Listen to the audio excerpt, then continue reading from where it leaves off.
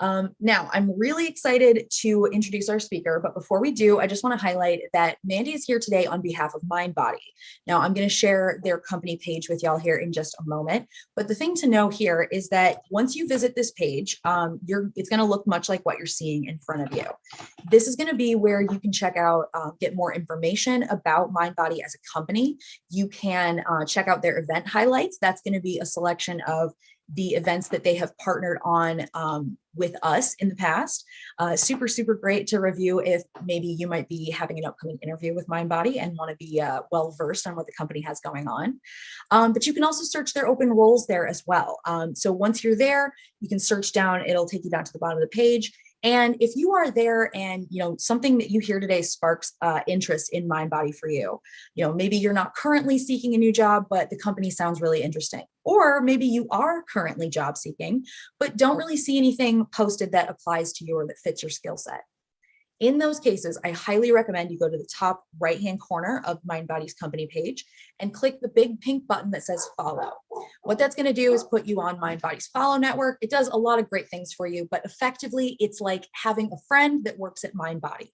It's going to let the company know that you are interested in working with them even before you fill out an application, but it's also going to make sure that Mindbody stays on your radar by alerting you when they post new roles. So super great way to, kind of make the most of Power to Fly services to, kind of streamline and make your job search or, your eventual job search easier. So we hope that you'll take advantage of those things. Now, I'm very excited to introduce you to today's speaker. Mandy Fordah is a seasoned HR professional with over 15 years experience in the industry. Now, she currently works at Mindbody as the Senior Manager of Talent Acquisition. Mandy is passionate about connecting people with their next opportunity and is eager to share some tips that will help candidates prepare for and excel during their next interview. Mandy, I'm really excited to spend the afternoon learning from you. Is there anything else that you would like our audience to know about you before we dive into questions today? Yeah, thanks, Meg. Appreciate that great introduction. I'm super hopeful that my fur baby in the background, which is why I was on mute, is probably going to join the conversation and also give you some interview tips. But yeah, I'm just incredibly excited to be here today. I started my career in the very early 2000s as a recruiter, have grown in the HR space, and it's a pleasure that I lead about 7 recruiters at Mindbody. And like I said, all of us are incredibly passionate about helping candidates today learn how to get through the interview process. So hope I can answer your questions as best as possible, and welcome. And then Maria, I just wanted to mention I'm a bit jealous of that beach, so you should maybe turn your camera on. Yes. Oh my gosh, I would love to see where people are working from. I'm currently in scenic, exotic Ohio, so beach shots would absolutely be welcome here. All right, so as we dive into questions, I just want to highlight before we head in there, some of the main takeaways you can expect to get from today's event. Now, we identified these both by, via conversations with Mandy prior to today's session, as well as by looking at the calls submitted when you register. Now, what this means is we're going to try and get to these items, but if you took time out of your day to be here live with Power to Fly and Mindbody, we want to make sure that the time that you spend with us is well worth it. So if you submitted a question, but you're not sure if we're going to get to it, ask it in the chat. If you want us to expand on something that Mandy mentions in one of our other questions, ask it in the chat. Please let us know. I want to make sure that we get y'all the answers you came here for. So please feel free to know that you can drive today's conversation. Now, Mandy, we're going to dive in here with some questions that were asked by the audience, during registration. But if y'all have questions that you want to ask now, you are more than welcome to send those in at any point. So just, take advantage of that if you would like. So let's talk first and foremost about common mistakes. I feel like everybody's been through interviews where either they feel like they've made kind of a faux pas or something, or they've, maybe made a mistake that they didn't even realize was an error. So let's talk about some of the common ones that you've seen people make when it comes to the interview process. Great. Thanks, Meg. The very first thing that comes to mind, and me as a recruiter, is forgetting that you applied for the role. I've often reached out and asked candidates that I'm excited to invite them to the interview. And the feedback that I'll get back is, I applied for multiple jobs. I don't even remember applying for this role. So I encourage people to apply for roles that they're very, very excited about. So that is always not a good feel for a recruiter when you don't know who you're going to recruit for. And then not understanding the company. It's really important to research and be serious about the role. Just even if it's a quick Google search, get the basics. It's kind of disappointing when you're a recruiter and ask, hey, what do you know about our company? Why are you excited to work here? And the answer is, I actually don't know what you do. So those are a couple of the main mistakes that are top of mind. And the other mistake that pops out is we all have negative experiences in our career. And sometimes we've left different jobs because of negative experiences. I always say as a recruiter, keep it on the high level. Share what you learned, even if you learned how not to do something well at another job, and share that maybe the culture wasn't your fit, but keep it on the positive because you always learn something, even if it wasn't the best career of your life. Thank you. Yeah, I think that's really, really great advice. I love this. All right, this leads kind of into our next question pretty nicely. This person had asked, what's the best way to prepare for that initial interview? So is there like a checklist that you use, that you go through of like, okay, I've done, I've Googled the company, I've read their wiki page, I've read their about me, like, are there steps for this? Or do you think it really just depends on the job or the company to which you're applying?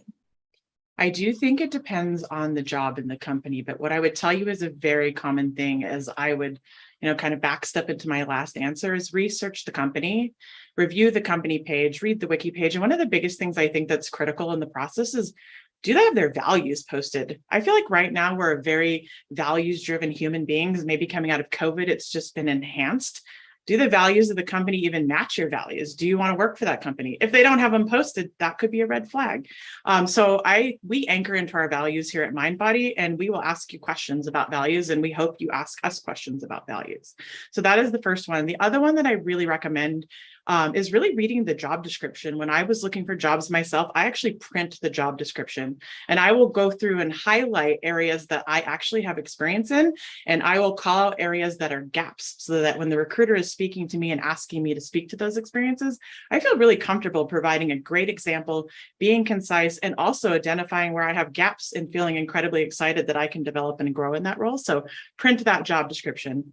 And then I always say, know what you're looking for compensation. If the role's not aligned with your goals, there's no need to take up the time. I know people are really shy about that conversation, and I think we'll go into that into the next question, but come to the interview understanding, especially at the recruiter screen, is usually when that's discussed, because if you're 50K not aligned, you don't want to waste anybody's time either way. So feel confident in what you're looking for as a number.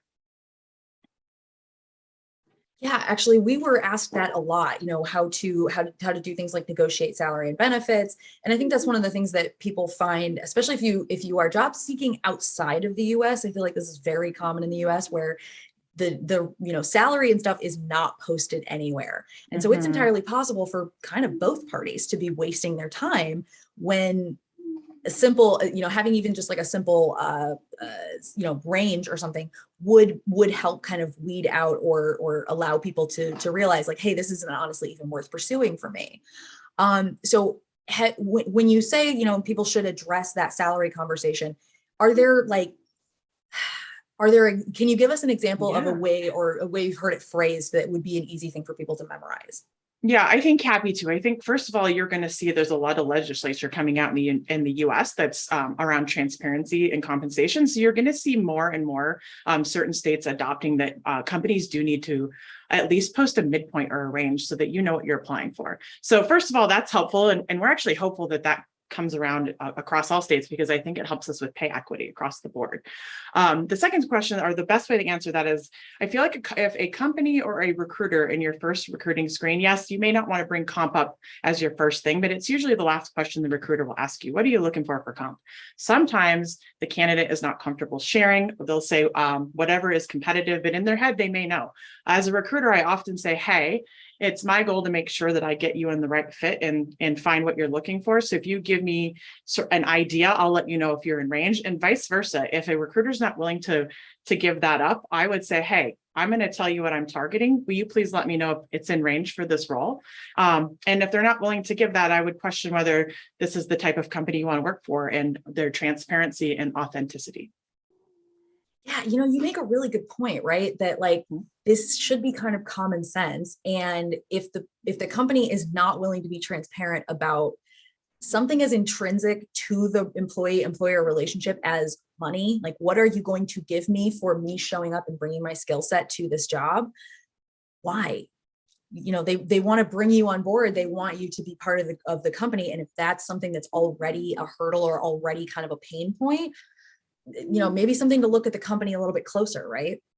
Yeah. And to be honest, the recruiting process is long sometimes. It can be very long for you as a candidate, and also for the stakeholders within the company. And there's nothing worse than getting to the final interview and finding out you're completely misaligned on comp. So I think in this day of age, it's important to make sure there's alignment in the beginning and feel comfortable to share where you're at with that recruiter, and they can let you know whether that's in range or not. I like that. And I also like the idea of trying to like figuring out a mid-range so that you can share something with the recruiter, because we've got a lot of people in the chat talking about how like recruiters tend to kind of weasel out of this a little bit, because they like, at least in a lot of people's experience, I know I've absolutely had this happen when I was job seeking. So it is really nice that you kind of gave us something that you could help hold out, or kind of get closer to that idea of like an actual dollar figure, as opposed to well, there's a range, or well, I'll get back to you. I like that a lot. Thank you for sharing that there. Okay, we had a really good question that somebody had asked in the chat. They said some recruiters call you out of the blue and assume that you are expecting their call. Is it better to decline and schedule something at another time, or to take the cold call even if you might not feel prepared for an interview with that particular recruiter? I am so glad somebody asked me this, because I have recruiters that do it different ways. And myself as a recruiter, my preference is to reach out to you and ask you, hey, is this a good time to have an initial conversation? Or would you like to schedule additional time with me? What works for you? And I honestly think for you as a candidate, it's in your best interest to schedule that at a later date, so you have time to prepare. So 100%, there's nothing negative to that.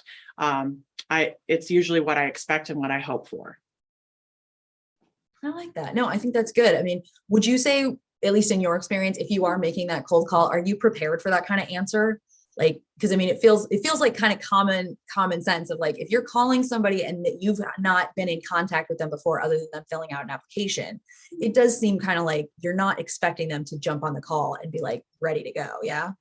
Yeah, I would say that recruiters, at least in my experience and with the team that I currently work with, they're not expecting that. They're giving you the opportunity if you're like, oh, yes, I'm ready to go. I'm so excited for this call. I want to talk to you now. But 100% is expected that someone would ask to schedule at a different time. Typically, that question for me is, I'm excited to reach out to you and would be happy to schedule a time to speak with you unless you prefer to speak now, and give them that option to schedule before I give them the option to go now. And as a candidate, like I said, it gives you so much more time to prepare. It kills those nerves that can happen in that initial, hey, it's a recruiter. But yeah, I definitely agree that people should schedule that for a later time and feel like they can prepare for the call. Yeah. Well, I mean, you can even if a recruiter say, like, pushes you on that call, I also think you should question that company. Exactly. Yeah. Like it's because I mean, I feel like even just saying like, hey, I'm really, really excited about this job. I can't wait to discuss this with you, but I'm not prepared right now. Could we schedule this at another point? I mean, frankly, if I heard that, I would feel a little bit, I would feel a little bit better about the candidate, if only because I can tell they're not trying to waste my time or theirs. So, wanting to be prepared is never really a bad thing in my opinion. So yeah, I think that's great. Okay, let's talk a little bit about once you're in the hiring process. This person had written in saying that they tend to get invaded or overtaken by imposter syndrome during interviews. How can they make sure that they're advocating for themselves during the whole hiring process? And this is something that I feel like we've seen a lot more, not only because of the great resignation, the great migration, however you want to phrase it. We are seeing more of, people understanding that they need to take maybe a slightly different attitude in interviews than has been traditionally held by employees or by, applicants, right? There's a lot of us that are just like, please give me the job. I'll do whatever, but what do you advise for someone who has that imposter syndrome, but is still trying to make sure that they are, advocating for themselves? Yeah, that is a great question. And honestly, imposter syndrome to me is the buzzword of 2022. It's something that we definitely are talking about, and we're talking about it a lot. What I would tell people is like, don't let imposter syndrome get the better of you. Before the interview, even if you have to stand in front of a mirror and like, remember how unique you are. Remind yourself of your uniqueness. Remind yourself of your value. Bring your skills to that interview. Go in there very empowered, not thinking everybody else is better than me. I might not deserve this job. Go in saying, yes, I do deserve this job. And that's the other thing, printing out the resume and being prepared to speak to those skill sets and coming in with lots of confidence. So if you let imposter syndrome get to you, take 10 minutes before the interview and I don't know, daily affirmations, stand in front of the mirror and write it out with your lipstick, whatever you want to do about how amazing you are, and go in feeling empowered and ready to talk about what you're going to bring to that company. I love that. Y'all, when I was doing this, I used to, no joke, I felt so stupid and silly, but I would turn on some like ridiculous power jam, whatever like upbeat song I was into at the time. I would stand in front of my bathroom mirror and do my superhero pose, legs shoulder width apart and hands on your hips like that. You'll be stunned, truly. Your brain like turns on some sort of like dopamine release at that point. It's wonderful. But like, that's the kind of stuff I would do to like pump myself up and remember that like, they don't have any presuppositions about me. I'm the one that's bringing potential like insecurities or concerns to this. So yeah, I love that. We also had people ask about this, and this one I super relate to. This person had written in the chat today saying that they struggle with interviews because they have ADHD and autism. So coming up with answers on the fly is extremely difficult for them. They had asked, should I ask for accommodations, which means I would have to disclose my neurodiversity. So I live with bipolar disorder as well as ADHD and anxiety and depression. So way fun. But I feel for this person because there are certain times where you don't necessarily want to be the first person to say like, here's what's going on. So how have you handled this in the past? Like, what have you seen when you are interviewing neurodiverse candidates? That is a great question. And honestly, neurodiversity, we have an ERG at Mindbody that is accessibility. So we have a full ERG and that's amazing. And I would say, so my experience with candidates that need an accommodation, I know sometimes it's hard to disclose that, but I have so much respect for those who let me know up front that they might need a little additional time, just because you don't have to say what it is, that they just want an accommodation because they need a little different time. Maybe you just say, I tend to be a little bit more nervous and I'd like some time to think about my answers. We've had somebody interview that was hearing impaired and let us know so that we could make sure that we had an ability for them to be successful in the interview.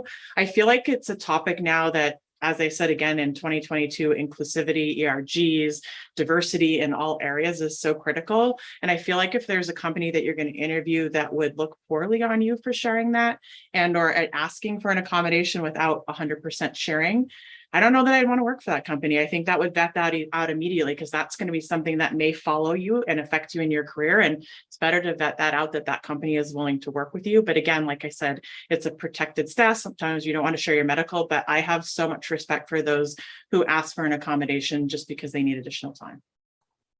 Yeah, I think that's a really good point to make. And, we should recognize the fact that, not everybody is resourced or supported enough to be able to make that call. There are plenty of times where I've been in a situation where I knew that I was not going to get accommodations. And so like vocalizing that was going to put me at a lower set point than I might have already been at. But you're right. It does tell you a whole lot about the company. And like, now that I am in a better position, I tend to kind of speak up about these things. I don't mind sharing my diagnosis, because anybody that's going to have a problem with that or is, going to react poorly, it tells me more about that person. It doesn't mean I don't want to work with them. It doesn't mean, like we can't, figure out a working relationship. It's just like, okay, I now know where I stand. And you're right. It does, one of the things we've been hearing a lot over the last 2 years, especially, is to remind applicants that like, when you are interviewing the company just as much as they are. 100%. That's exactly what I want to keep reiterating, is that you're feeling out whether this company is going to be a good match for you and your values as well. Yes, I love that. Ask the questions. The worst I can say is no, I guess, but like, ask the questions, because if you're not asking, then maybe they don't know that other people also want to know these things. Pay attention to not only the answer, but like, how do they answer it? Are they glad you asked about this because like they don't have, an accommodations system in place, but they are interested in looking into it or developing one because of your needs? or are they really wishing you hadn't asked about this because they don't have any intention of doing any of those things, you know? Right. That's All exactly right. correct, Meg. Thank you. I've been on lots of these, so I get to ingest a lot of great advice from some amazing people. So Yeah, that's all that's I'm awesome. parroting back to you all. Oh, I love it. Thank you. Okay, so I'm still grabbing a bunch of questions from the chat. We're going to keep addressing those as well. But a lot of people wanted to know about the types of questions they should be asking these interviewers. You know, if there's a checklist or ways that you can assess if that company is right for you. What do you recommend to people here? Is there a checklist? Is there, you know, like top 2 or 3 subjects that you shouldn't leave without asking about? Yeah. So here's what comes top of mind. Initially, when you are talking with a recruiter, that might be a 20 or 30-minute recruiting screen, and you may not be able to ask every single question. Often I have people ask me questions about what is the team like? You know, what does growth look like on that team? Sometimes that's better left for the hiring manager because the recruiter isn't engaged in those teams. But what I would ask, again, I anchor into the values. Ask the recruiter, hey, what company value resonates most with you? And can you give me an example of how you've seen this value in play at your company? Why do you like working for Mindbody? Why do you want to work for that company? Why did you choose to join that company? And then ask about the important like future career growth. I say high level. That means, hey, do you promote career growth? Do you have performance reviews on a regular basis? Are there training opportunities? Are there networking events? Maybe you can't deep dive into the benefits and perks, but just say, do you have a comprehensive benefit and perk package? I'm curious about that. I think that ERGs are a huge thing now. I always ask people, do you have ERGs? Where can I feel inclusive? Where can I build out sort of a non-work group of friends? I just feel like those are like the key things to me that are critically important to me as an employee. So I also make a checklist. What's the critical important things to you for this company to have that a recruiter can answer high level that might not be the nitty gritty of actually being on the team? Yeah, I think that's a good way to approach this. We've got a ton of people asking questions, you know, about like, can you bring up things like, let's see, where did it go? Oh, so when you're in that, you know, you're in that interview process, do you have specific things that you recommend for people if they're trying to explain a career gap or a break or any kind of like career transition? Are there, you know, certain ways that you've seen this be more successfully communicated? Are there certain ways that you, you know, like to hear about these kinds of things? Yeah, that is a great question. And honestly, being a recruiter and in the recruiting field for as long as I've been, there used to be a very old school mentality that if you didn't stay at the same job for 10 or 15 years and you skip jobs every 1 to 2 years, that you wouldn't want to talk to that candidate. That is a very, very antiquated thought. We really want to understand your career growth. Many people who are early in their career, a 1 to 2 longevity at a company and then moving to the next usually shows career growth. They're ambitious, they're early in their career, they want to grow. So to speak to career gaps, just be authentic, be honest. I've had people say, hey, my parent was sick and I decided to step away and take care of my family for this time. It was really important. Or B, I decided to start a new business and realized that wasn't for me. I feel like being your authentic self and not making up excuses and having pride in the reason that you chose to make that decision for your life goes a long way. No, I would absolutely second that. You know, I've talked to people about how like I had a career gap because I had a mental health issue that I needed to address.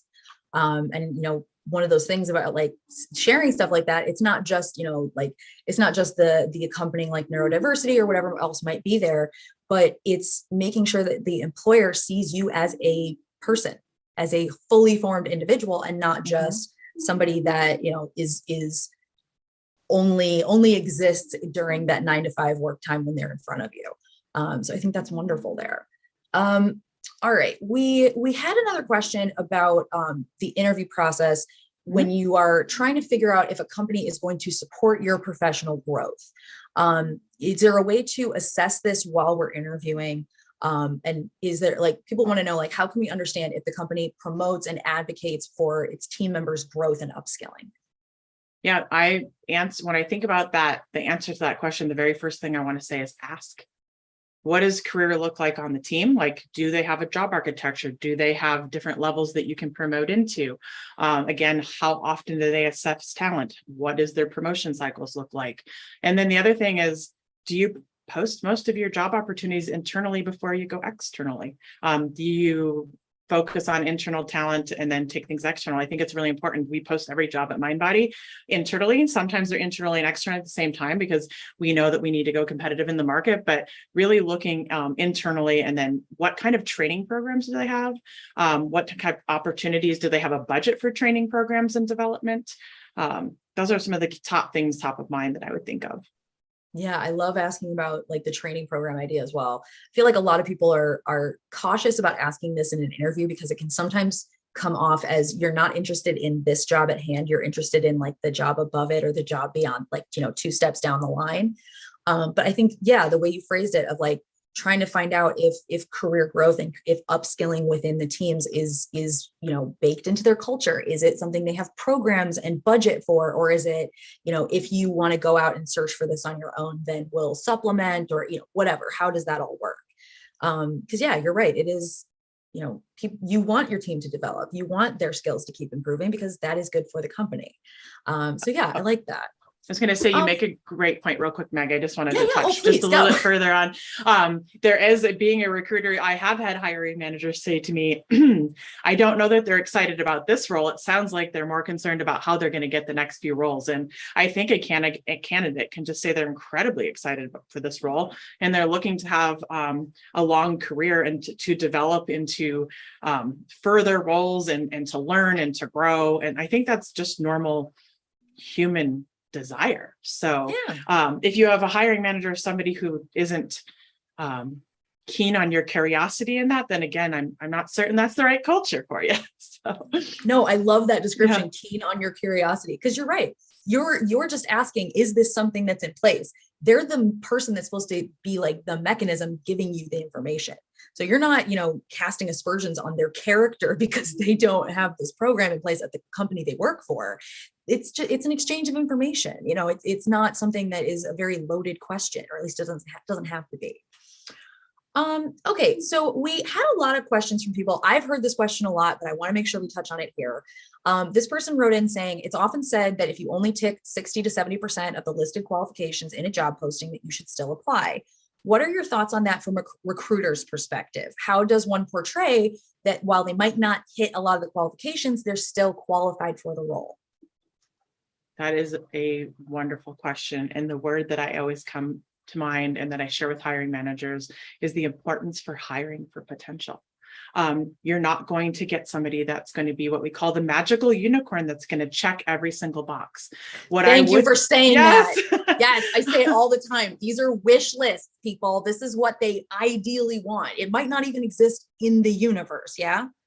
It might not exist in the universe. I would say to really look at what they're putting on as required, like really key things. If you have to have a CPA, then you don't have a CPA, that's one that's probably going to be a needed thing. But just look at, hey, is this a skill that seems like it would be mission critical to meet this job description, or I know how to do this and I think I could quickly learn this. I also say that in that skill gap, talk about why you want to learn that skill, how you'd want to develop that skill, why that's important to your future career, why that excites you.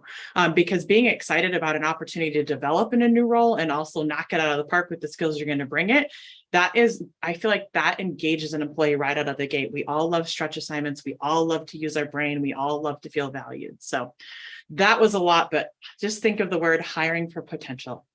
Yes. Oh my gosh. Share your potential. Yes. Well, one of the things that I feel like we get asked or I hear a lot on these is this idea of, you know, when we talk about like kind of the 60 to 70%, my rule is always 3 out of 5. If there's 5 qualifications listed and I've got 3 of them, I will apply.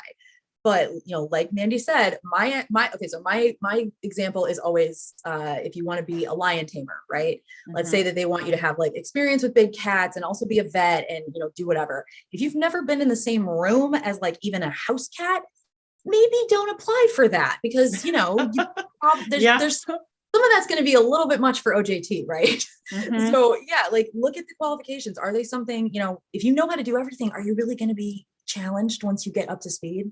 you could be bored in 3 months once you've got, kind of the company ropes under your belt. So yeah. Okay, so we had a lot of people that wanted to know about how to answer maybe uncomfortable questions in an interview. So if you are being asked why you're leaving a current employer, this person had said that their reasoning was not great benefits.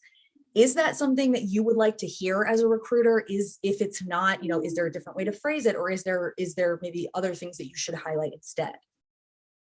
Yeah, that's a great question. Again, I always say authenticity and transparency is important, but kind of rolling back into that's not a negative point, but maybe that could be seen as a bit nitpicky, but it's important. You want to find benefits and perks that match what your family's needs are, what your personal needs are. So I think just saying that, you're looking for an opportunity to grow your career and that has maybe more aligned offerings in place to support your wellness. Oh, I like that. I love that answer. Coming from a wellness company, we talk about the 7 pillars of wellness. So I say anchor into your wellness. Yes, no, I think that's great. A lot of people also had questions around like, what if you got fired? And I feel like this is a really big question that people ask because to a certain extent, it kind of feels like you're trying to get away with something, right? And depending on the circumstances, it might not have any bearing on this future job that you're looking to move into. So how do you recommend people handle that? If you should volunteer that information, how does this work if a candidate was fired from their last position? Again, anchoring in, being authentic and transparent, because if it's found out later that you weren't honest in the interview or you skirted around it, that's not always desirable either. And I think there's so many good learnings. Like if you got let go of a job early on because it wasn't a great fit or it was a huge learning, share, like give a little example of what happened and tell them what you learned and how you grew and how your next couple of careers, you grew from it, or your next career. Like, I just think you can look at, I always say some of those negatives are opportunities for growth. And you can always turn something into an opportunity to for growth and how you grew out of it. I got fired by my mother in my first job, to be honest. I worked for her. I was supposed to show up and I was making beds in a long-term care facility she worked for. And I was a teenager and I didn't think it was necessary to show up because I was hanging with friends. And so I always laughed that the first career I had, my mother fired me. So, but I was young and silly and immature. Yeah. So there's always, sometimes companies aren't a great fit for you, because I don't think that candidates back in the day felt comfortable interviewing the company for values and fit. And that is so common nowadays. And people are doing that more. And we sometimes sign up for a company that we don't know isn't going to be the best fit. Yeah. Oh, I've absolutely done that before. I mean, I think almost a year into a job before I realized like, oh, this is a massive, once I understood, like, Yeah. you kind of like work up and you get up to speed and you finally understand your job. And then you look around and I was just like, oh, no, this is so against my values. I cannot work for this company anymore. But yeah, like it especially, that was what, 10 years ago, it felt like I could not say that to anyone else. If it did not feel like I could say, well, they just weren't a good fit or they were kind of a bad company. Like I like that there's been a shift so that you feel like employees or applicants feel more comfortable bringing up these types of reasons, when it comes to questions like, why did you leave your last role?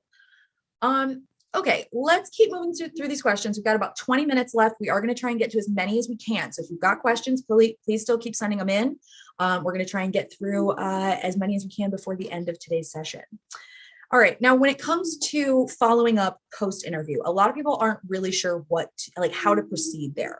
You want to follow up, you want to make sure that they understand that you're eager, you're interested, but you don't want to come off as desperate or crazy thirsty. So what do you like to see from candidates when it comes to that follow-up post-interview? Your recruiter is your point of contact. Work with that recruiter through every step of the interview process, because hiring managers and other people in the interview process, that's a portion of their day. And they're really anchoring into that recruiter to keep that relationship with the candidate and make sure the candidate knows what's happening. Always at the end of an interview, ask the recruiter, hey, what can I expect in next steps? And what's the anticipated timing? give them that anticipated timing. If they're like mid next week, I'm going to get back to you. Well, if they don't, then reach out to them and say, hey, I know you were going to get back to me mid next week. I'm incredibly excited to hear what next steps are. Hopefully you have a recruiter that gives you what we call a no update, where they reach out to a candidate and just say, hey, if there's a delay in the process or the team's still interviewing some people and our anticipated timeframe has changed, that they've kept you in the loop and kept you in the know. If not, keep in touch with your recruiter. They should be keeping you on the right path, so you know that's what's happening. I love this. I love that you said like to follow up with them and like make it clear the information you want to know. I used to do this as well, where I would, I would ask at the interview, like when can I expect to hear anything back? Once that point passed, whatever my primary mode of communication was with that HR person, whether it was a phone thing or email, because I'm old enough to remember when you did not apply via email. Like truly though, like, no, I know. Yeah. Whereas like now, like you can't call, nobody answers, like they just want emails. So like, I remember doing this and responding and saying something like, hey, like, I know we were going to touch base on this. I'm sure you're super busy, or maybe there's not an update. If you have time, I'd love to hear from you this week. If I haven't heard from you by a week from today, I'll reach out again to see where we are. So I would kind of like lay the groundwork of like, hey, I'm reaching out, give them the, kind of space there just in case, like, maybe their whole week just blew up and went nuts. But that way you're not only showing that you are interested, but you're like showing that forethought of like, hey, if you can't get to me, that is okay. I will follow up at this point. Because then they know to, what's coming. So when you do follow up again, it's not like that poke. It's, I'm interested. I'm excited. I want to know what's going on. And there's just like piggybacking, I did see a question pop up in the chat, and not to delineate, but they ask about the reaching out to the hiring manager and writing a thank you note. 100% sending a quick email. And if you don't know everybody that was on that team, you can also send it to the recruiter. I often have a candidate say, hey, I've met with the whole team and I would like you to share this with them. And then the recruiter will pass that on. So it's not expected, but it's actually still very well received. Excellent. Love that. The more times you get your name in front of the team, the better. Oh yeah. In a not so pushy way, but work with your recruiter. They're amazing. And write up a thank you template, kind of vague, but like, so it can be specialized.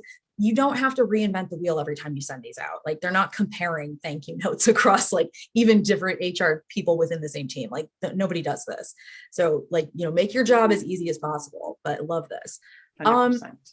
Okay. So when we are, this person had a really interesting question. They wanted to know if it's possible to turn a hiring process around. They said, I had my initial interview with the recruiter and it didn't go as planned. I was really nervous and didn't feel like I was expressing myself as well as I could. I know I could be a good fit for the role and the company. Should I reach out to the recruiter and be transparent about how I felt that it went? Absolutely. As I said, transparency and authenticity, I'm going to anchor in that so much, because I guarantee you that recruiter felt your nerves and probably at that end of the conversation was like, this person was very nervous. And I think it's very appropriate to reach out and say, hey, there's also people who aren't experienced at interviewing and saying, hey, this is like my first or second interview I've had in my career. I was incredibly nervous. I've had some time to think about some of the questions. I would love to get 10 more minutes with you if you wouldn't mind. The other thing is I tell people, nerves can get you. I'm not somebody who likes to necessarily do these on a regular basis. I have nerves. And normally if I'm going to interview with somebody, I will address it right out of the gate. Like, hey, I haven't interviewed in a long time. I'm feeling a little bit nervous. And that will set the stage with the recruiter that you have nerves. They'll probably set you at ease and that conversation is going to go so much better. So if you're feeling it up front, just admit it, just share, like, I'm pretty nervous. I haven't done this in a while. I'm excited to talk to you. And that'll break the ice and just make it so much easier for you, where you may not have to go back and follow up with that recruiter later. That is really great level setting. I think that's wonderful. And it also kind of erases the like weird, like potentially murky social like etiquette in there. Yep. Of like, not like, you don't want to be the weird person, right? You don't want to be the person that's like, oh, I'm so excited. Like, that like human version of a golden retriever, So I think that's wonderful. Great analogy, Meg. Y'all, I sit on these a lot. I get a lot of time to listen and think of like, things that occur to me while I'm listening to these chats. So, okay. This person wanted to know about the offer situation. So they said, let's say we receive an offer and realize that we can't accept it at the moment. How can we kindly decline their proposal while leaving the door open for future opportunities? I've never had this situation, so I'm really eager to hear how other people have handled it as well. Mandy, what's been your experience here? Yeah, happy to share because I think this is happening more nowadays than what I've experienced just in the hot market. Some people are interviewing for more than one job. Some people, things pivot. We've had people that we get straight to offer and we're for sure they're going to take it. And then something else pops up. So again, anchoring in just being transparent, authentic, and timely, because note that if you're given an offer, there might be one or two other candidates in that pipeline that we could extend to. So letting the recruiter know as quickly as you can, talk to them on the phone if you can versus email so you can explain the situation and let them know that you'd like to keep them you'd like to be kept in a pool for a future role. We have like high potential pools or candidates that show interest because your situation changes often. So the sooner you communicate it, the better, because it makes it so that that team is able to keep the rest of their talent that they've interviewed warm and reach back out so they don't lose that candidate and have to restart the process. That will go well. They'll remember you for that. They'll appreciate you for that. And I think that keeps your name at the forefront should you want another opportunity. I also share too that sometimes other opportunities come down the pipeline 2 or 3 months later. If it's in that same role and you haven't heard back from that recruiter, reapply, reach back out. Ooh, liking this. Okay. We're getting some amazing questions, y'all. I'm going to try and keep running through as many as possible. This person had asked, we're seeing a lot of movement in today's job market. If we're okay at our current job, what should an offer have in order for an employee to consider it? Are there, do you have a list of things that should move the needle for people? I think this is a really interesting question. It is a very interesting question. And I would like to try to answer that from the perspective is you being a candidate who, I mean, many of us get hit up on LinkedIn. We're not looking. We are really happy in the job that we're at. And all of a sudden, this is how I came to Mindbody and ClassPass. I wasn't looking, and you get enticed and you want to interview and you're curious. So what I would say is, if you're looking for a movement, I would, have a conversation with yourself. Why would you take that job? Is it going to level your career up? Because if it is, that makes sense. If you're going to level your career up, if you're going to learn a new industry that you're passionate about, and then the HR part of me is going to come out, revisit your current role, speak to your manager. That opportunity also might be sitting within your current company for an opportunity to level up, and they may not know it. So we always call that the re-interview process. Like you can sit down with your manager and say, I want to re-interview and understand where I want to grow because I have opportunities, coming down and I want to make the right decision. So I think right now there's a lot of mobility happening and some people jump and make moves, and we've had people reach back out and want to come back a month or two later because they didn't have that conversation with their manager. So both ways, leveling your career up, newish industry you're passionate about. I know lots of people move for money, and I think that's important. We all need that, but I also think it's important to make sure that it's for the right reason and for the right values and the right culture. Yeah, I think that's a good idea. When you're looking at or trying to evaluate, even a new opportunity against your current one, I take a look at, what is the current, like what needs is the current job like fulfilling and not fulfilling. And then when it comes to those things, if they're available at the new company, is it okay to have like one thing from my column A that I need, but I have to have at least 2 things from column B's and C or something, look around and see like what might be a trade-off or what might be something that's sort of putting you in a worse position or not as good a position as you're in currently. All right. I want to know, this is a really good question. I'm not sure if you'll be able to share with us. I want to know, can you talk to us about one of the most difficult interviews you've ever had and why it was so difficult? Yes. And you want to say the interview that I've ever had with another candidate or that I personally had as the candidate? Either one, actually. I'm good with either. Let's try. Okay. Let's do how you as a recruiter, and then we'll talk about you as an applicant. Okay.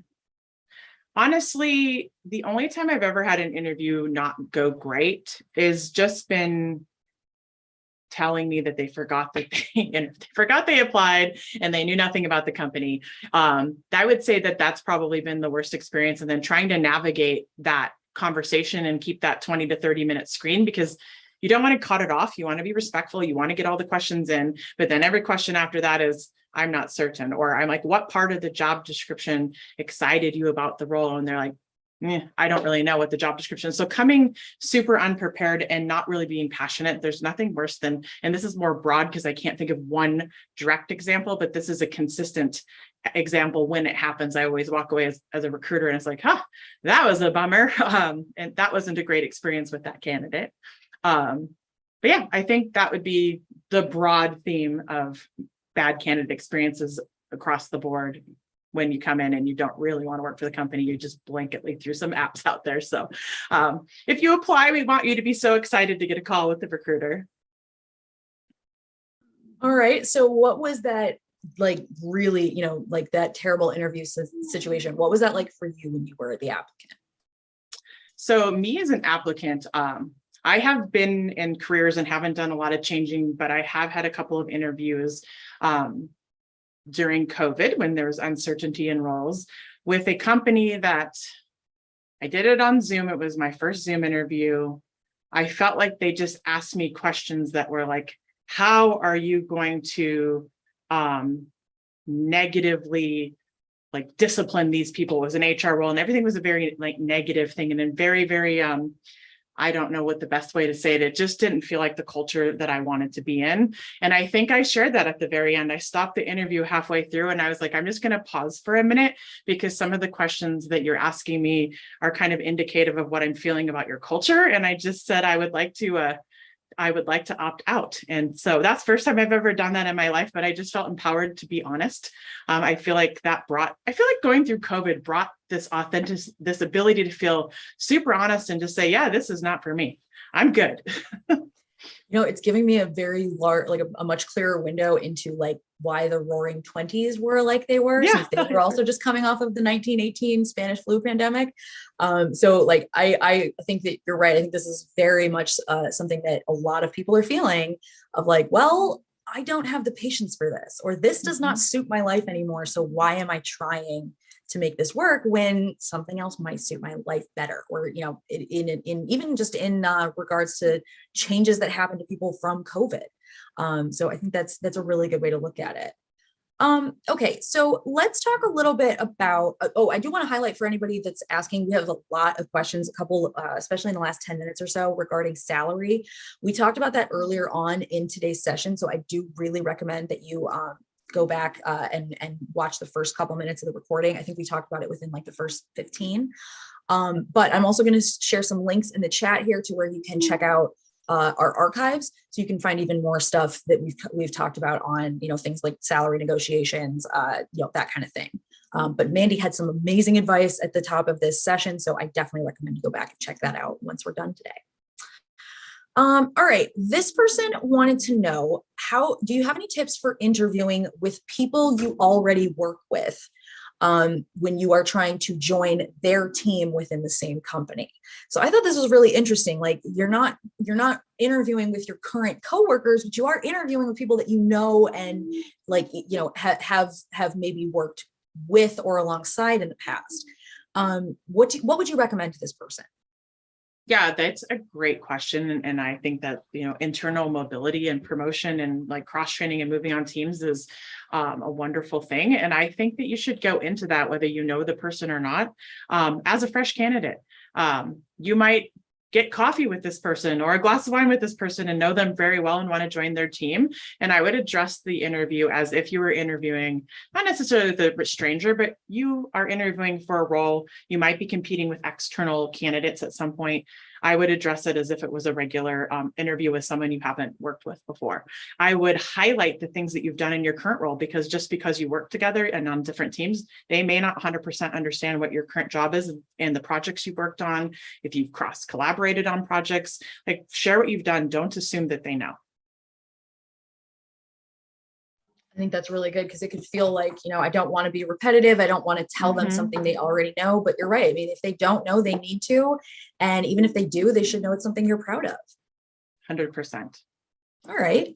Okay, let's talk about, okay, so not all recruiters are the same. This person wrote in, I think this is a very good point. Some recruiters are more experienced than others or have a different style. What can you do if you're just not clicking with your recruiter? Oh my gosh, that is a great question and something I haven't really thought about. Boy, Yeah, I mean, I know. that one. You guys stumped me there. Yeah. If y'all have experienced this, let us know. I know there were a bunch of people Mhm. sharing, in the chat when different advice that we talked about earlier, like, what they'd experienced. So if y'all have experienced this, please feel free to share in the chat there. But yeah, that's a good question. And it might also be something that like, honestly, I can't think of how you would address that other than maybe writing to their HR lead and just saying like, hey, I'm worried I got off on the wrong foot with this recruiter. Is there anybody, can I talk to somebody else, or is there, can I have a follow-up, touch base? I mean, would that hold water with you?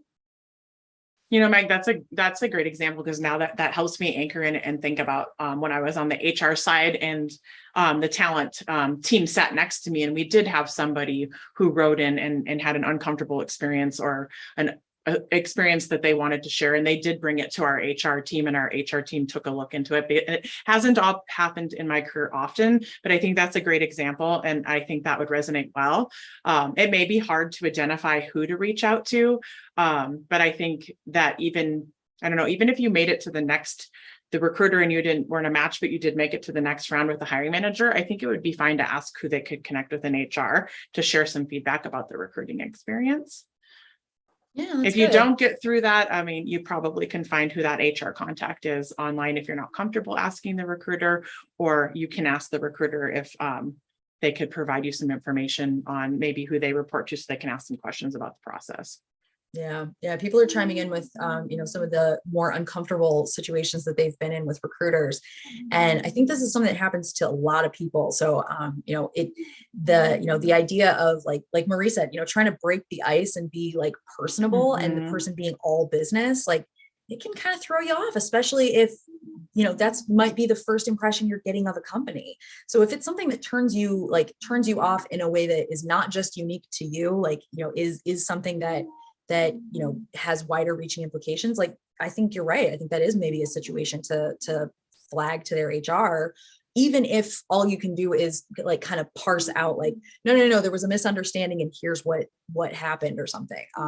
But yeah, that's a very good question. Thank you for writing that in, y'all. Yeah, that was great. I appreciate that one. I'll have to put some more thought process into that one off the call. So I love it that you guys stumped me at the end.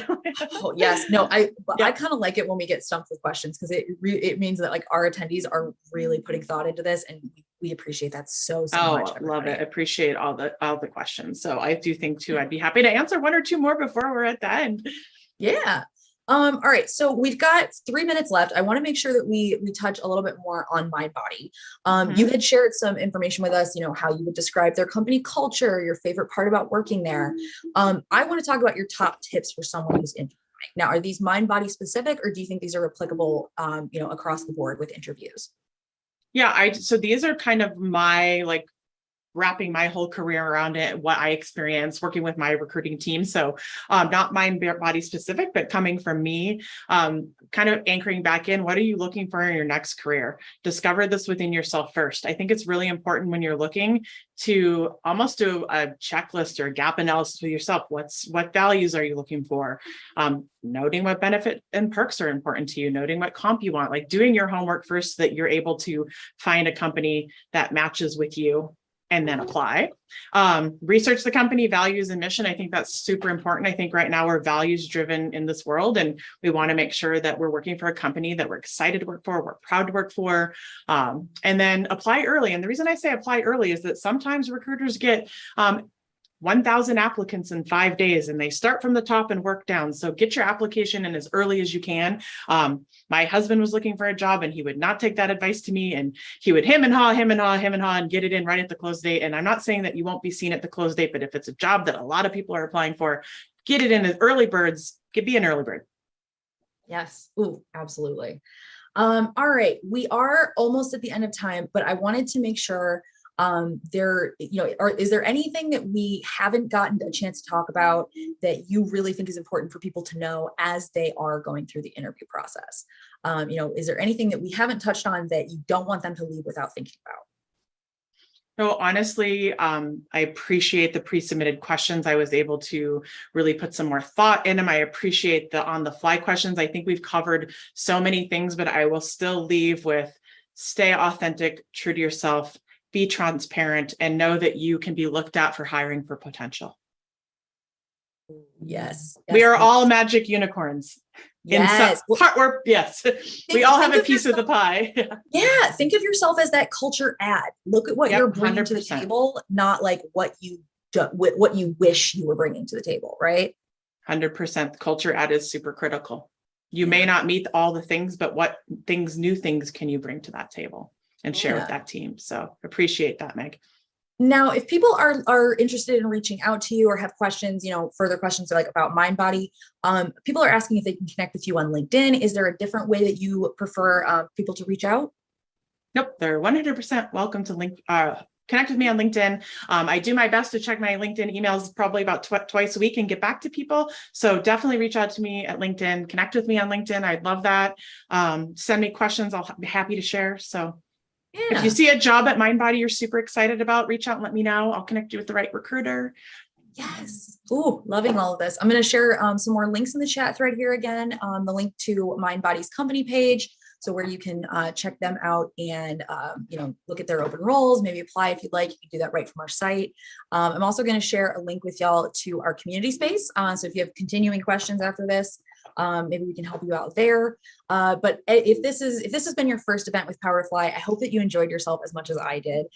We're so happy to see new faces around here. If you are one of our frequent flyers, welcome back. It's been I always love seeing familiar faces and familiar names here. So just know that you are making my day when I see you come on again to one of these chats. Mandy, this has been wonderful. Thank you so much for your time. I cannot wait to get to do this again with you.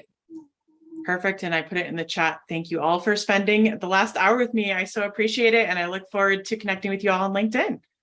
Yay. All right, y'all. Have a good rest of your day. Safe, happy, healthy weekend. And we'll be back.